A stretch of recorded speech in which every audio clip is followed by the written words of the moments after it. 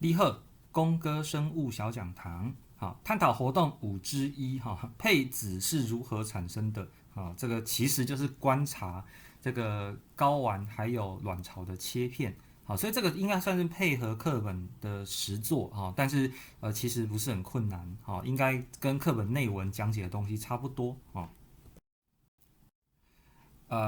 但是还是这个地方，因为是一个之前职考就已经有考过的范围了哈，所以有一些老题目，等一下公哥会跟各位做下提醒哈。好，那我们会观察老鼠的卵巢，还有兔子的睾丸切片。重点是睾丸里面呢会有细晶管，好，所以我们会观察细晶管，还有间质细胞。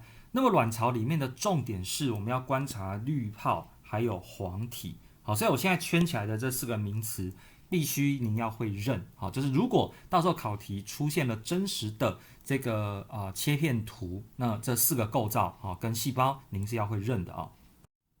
好。背景知识，这个老鼠的卵巢有一个很重要的考题，就是呢，为什么这个实验我们不能够去看人的卵巢切片？好，最主要的原因是因为我们人呢一次只会有一个滤泡成熟，然后一个滤泡变成一个黄体，所以在一个切片里面绝对不可能同时看到滤泡跟黄体同时存在。但是我们在看老鼠的时候，老鼠它一次可以有非常多个。在卵巢里面会有非常多个滤泡成熟，同时有的卵晶先排出来了，所以同时可以看得到有滤泡跟黄体同时存在的现象。好，对我们高中课程的教学来讲是非常好观察的。好，所以呢，可以同时观察到发育中的滤泡跟排卵后的黄体。这种事情观察我们人的卵巢切片是做不到的。那么在看玻片的时候，滤泡会看到像这样有这种空腔的感觉，这个地方有空腔的感觉，然后里面这就会有一颗初级或次级卵母细胞，请注意这时候并还没有完成减数分裂，严格说起来不能叫做卵。那排掉之后，这里面会通通变成一个很均质化的样子，就是像是右边这样，好像这样塞满的细胞的构造就是黄体。事实上这个真的很好认，但也很多同学不晓得原来这就是黄体哈。好，那以睾丸来讲的话，睾丸在比较低倍镜底下看，会看到很多像这样子的圈圈。那依赖呢，这个细晶管它被切的切面不同，有的时候看起来会是长长的，有的时候看起来是圆圆的。但不管怎么样，这个就是细晶管的横切面。好，放大一点来看，长这样。好，所以呢，这个里面的地方就会有管间细胞，由外往内，分别呢是从这个晶圆细胞开始往里面会减数分裂产生精子。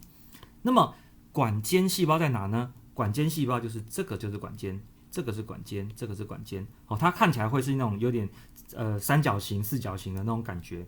细胞数量也没有很多。好，那管间细胞就是在分泌睾固酮的细胞哦。这个是细晶管，好，所以可以看到最里面的地方，还可以看到有这个细胞核长长的，这个都已经变成精子了哦。好，细晶管之间有没有细胞呢？那当然是有间质细胞，是有的哦。好啊，这个就是一个完整的卵巢来看的话，就可以看到哦，这个已经是一个非常大的滤泡，应该快要排出去了，所以这里面应该就是有一个次级卵母细胞。好，那这一颗的话比较小，也许还是属于初级卵母细胞，有可能是这样。这个切面看起来好像没有什么黄体哦。好，那黄体会长得像这样，就是很均质的一块的样子哦。好，如何区辨滤泡跟黄体？那滤泡的话会蛮明显，看到中间会有一个次级卵母或初级卵母细胞。如果没有的滤泡会没有看到卵。好，因为滤泡是一个很大的立体的一个圆圈圈。如果说它的这个次级卵母细胞在里面，但是我的切面切到这的话，那可能就会没有观察到。好，会没有观察到。好，问题讨论：晶圆细胞跟精子的分布位置与形态有何不同？好，这个在上正文的地方，公哥就讲过了。晶圆细胞会在比较外面的地方。等一下。好，晶圆细胞会在比较外侧的地方，然后精子呢会在比较内侧的地方。它的边毛会向着里面这样子。好，那晶圆细胞怎么发育成精子？减数分裂啊。